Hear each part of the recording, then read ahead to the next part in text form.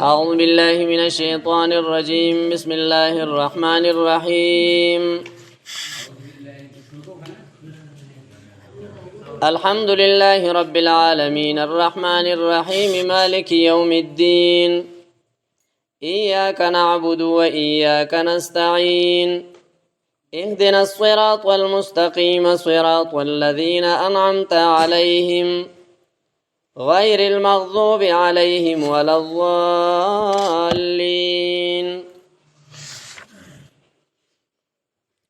سبحانك لا علم لنا إلا ما علمتنا إنك أنت العليم الحكيم.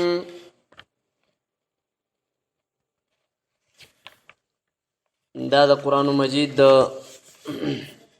افتتاح هړمنه سورت ته او دی سورت ته هم سورت الفاتحه وای. فاتحه ویل کیږي افتتاح او شروع ته. د قرآن مجید سلور حصے دي او سلور واړه حصے الله رب العزت د الحمد نه شروع کړلی. یو دا الحمدلله رب العالمین دا حصہ د دې ځای نه شروع ده.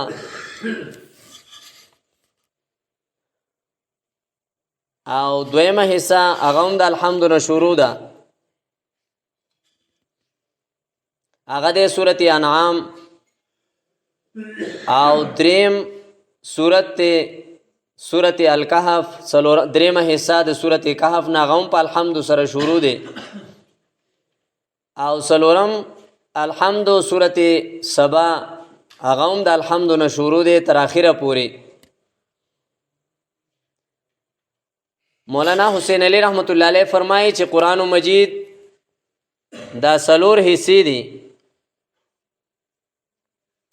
او په یو حصہ کې دا لومړنۍ چې دا په دې کې دا تذکره ده چې دا جهان د ځمکه او اسمان دنیا او آخرت د دې جوړونکو څوک دی؟ الله دی. الله د وحدانیت ذکر دی پکې چې الله یو دی. او دویمه حصہ کې هغې کې به تذکره کوي چې د دې تربیت کوونکی څوک دی، پالونکی څوک دی. او دریمه حصہ هغې کې به تذکره چې په دې کې برکت اچونکی څوک دی. او په څلورمه حصہ کې به تذکره چې د دې مالک او متصرف په دې کې رد و بدل کوونکی اختیار ساتونکی دا څوک دی. نو دا قرآن مجید سلور حصے دی او لومړنۍ حصہ هم د الحمد نه، دویمه حصہ د الحمد نه، دریمه هم د الحمد نه، څلورمه حصہ هم د الحمد نه شروع کړله. د قرآن مجید مختصرا تعریف پیژنګلو چې قرآن مجید دا د الله تعالی کتاب دی. القرآن هو کتاب الله تعالی. دا د الله تعالی کتاب دی. عربی لا ریب فیه، په عربی ژبه کې دی، په دې کې شک نشته. انزله الله، نازل کړی دی الله تعالی علی محمد صلی الله علیه وسلم، په نبی علیہ الصلوۃ والسلام باندې نازل کړی دی. او تر اوسه پورې چې دی نو دا په صحیفو کې، په کاغذونو کې، په پاڼو کې، په کتابي شکل کې دا موجود دی.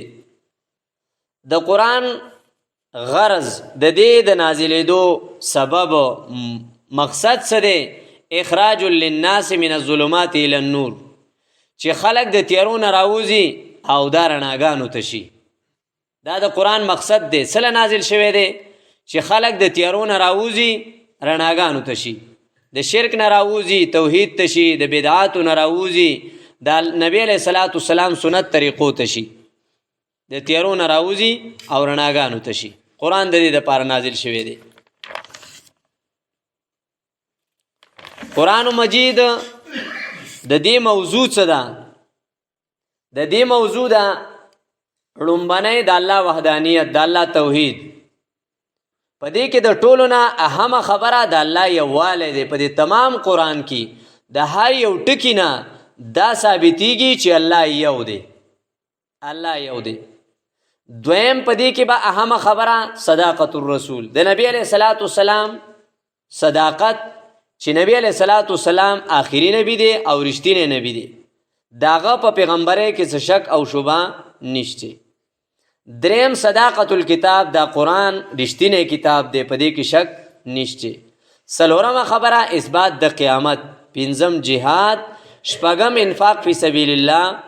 وم تنظیم او اتم آداب داغه لپاره. دا به اهمي خبرې، دا بچی د قرآن موضوع.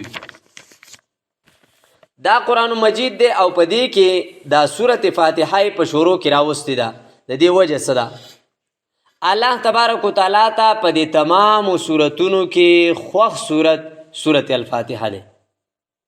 ځکه ګوره که یو سړی مونځ کوي نو کده فرض کوي نو سورۃ فاتحه به پکې وایي، کده نفل کوي سورۃ فاتحه به پکې وایي، که سورۃ صلات توبه کوي نو به پکې دغه سورۃ وایي، سورۃ فاتحه به پکې وایي، کده اوابین کوي به پکې دا سورۃ وایي، که هر یو موز دی کوي خو فاتحه به پکې خامخا وایي، که هغه تش رکاتي به پکې دا وایي او که ډک رکاتي به پکې دا وایي. نو دا صورت الله رب العزت ته په تمامو صورتونو کې خوښ صورت دی. او دا ولې خوښ دی الله ته؟ ځکه چې په دې کې د تمام قرآن خلاصه او نچوړ موجود دی. د تمام قرآن خلاصه او نچوړ په دې صورت کې دی. بیا د دې صورت خلاصه او نچوړ په څه کې دی؟ په ایاک نعبد و ایاک نستعین کې. او د ایاک نعبد و ایاک نستعین خلاصه او نچوړ په څه کې دی؟ هغه په بسم الله الرحمن الرحیم کې دی. او د بسم الله خلاصه او نچوړ په څه کې دی؟ په دې با کې. بیا د دې با دا خلاصه او نچوړ په څه کې دی؟ دا د لاندې چې کوم ټکی دی. د دې ټکی مطلب څه دی؟ د دې مطلب دا دی چې لکه څنګه دا ټکی زری کېږي نو په دې کې جزونه او حصې نشي جوړېدی. دغه کسې د الله رب العزت ذات دی چې د هغه سره په دې کې څوک شریک په یووالي کې برخې والا نشته. بس دا د قرآن خلاصه او نچوړ دی. په دې صورت کې یو څو ټکي دي چې هغه په دې صورت کې نشته، په دې نورو تمامو صورتونو کې شته خو په دې صورت کې نشته. هغه کم ټکي دي؟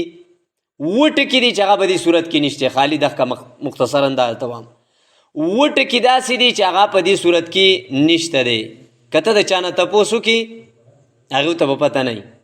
لومړنی ټکی جیم دی، هغه په سورۃ فاتحه کې نشته. جیم نشته. کم ټکی نشته؟ جیم نشته په قرآن کې په دې سورۃ فاتحه کې. او دویم په سورۃ فاتحه کې خا نشته. او دریم په دې سورۃ کې زا نشته. او څلورم په دې سورۃ کې شین نشته. او پنځم په دې سورۃ کې ضا نشته.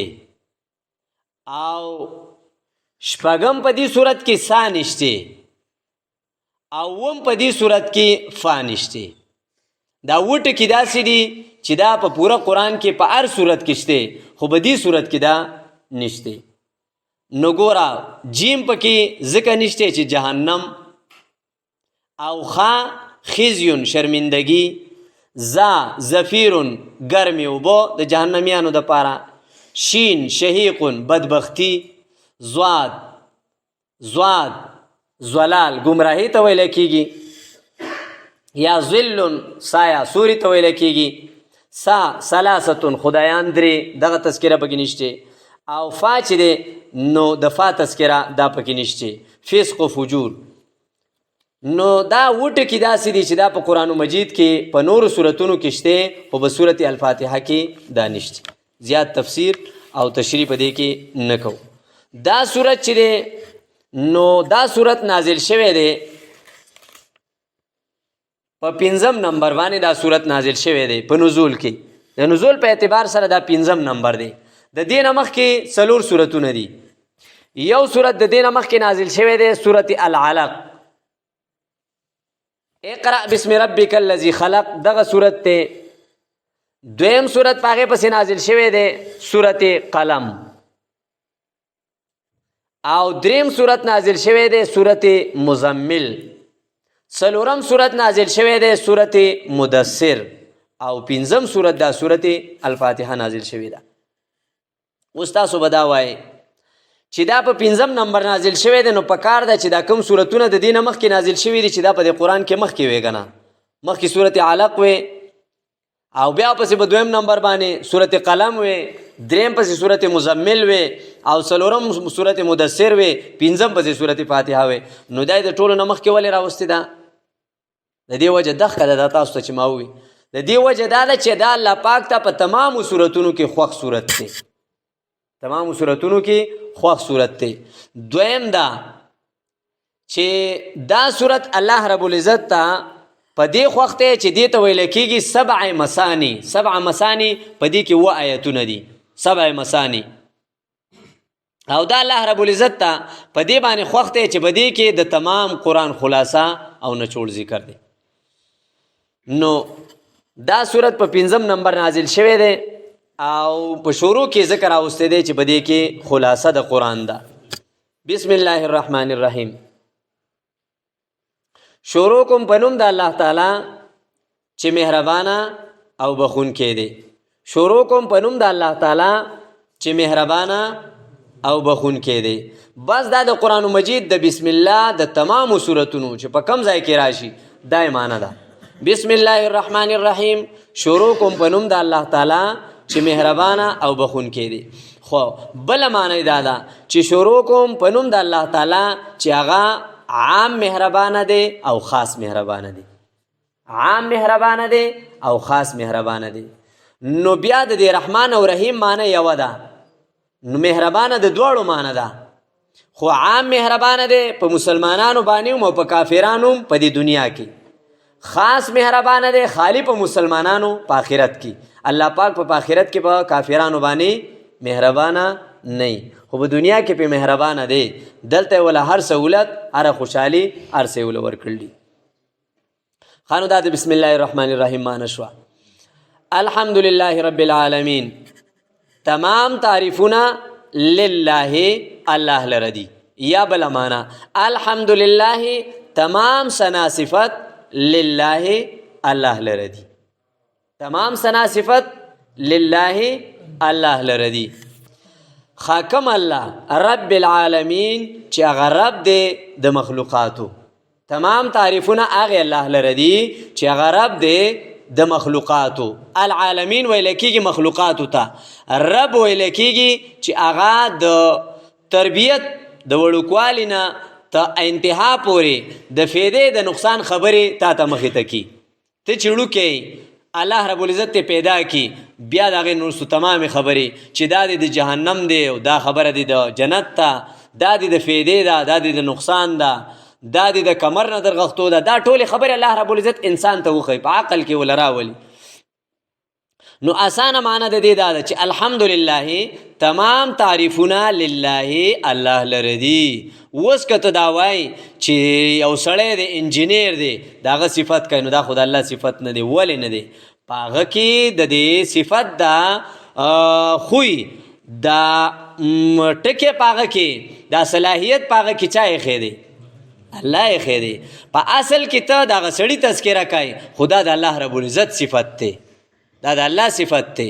نو الحمدلله تمام تعریفونه لله الله لردی. کم الله رب العالمین چې هغه رب دی د مخلوقاتو، چې هغه رب دی د مخلوقاتو. مخلوقاتو ته د هغه د فایدې او د نقصان خبرې تمامې ښودلې دي. الرحمنی عام مهربانه دی په دنیا کې، الرحیمی خاص مهربانه دی په آخرت کې. عام مهربانه دی په دنیا کې په مسلمانانو او کافرانو ټولو باندې، او خاص مهربانه دی په آخرت کې خالی په مسلمانانو باندې. او تاسو چې لفظي معنی کوئ نو دا به وایي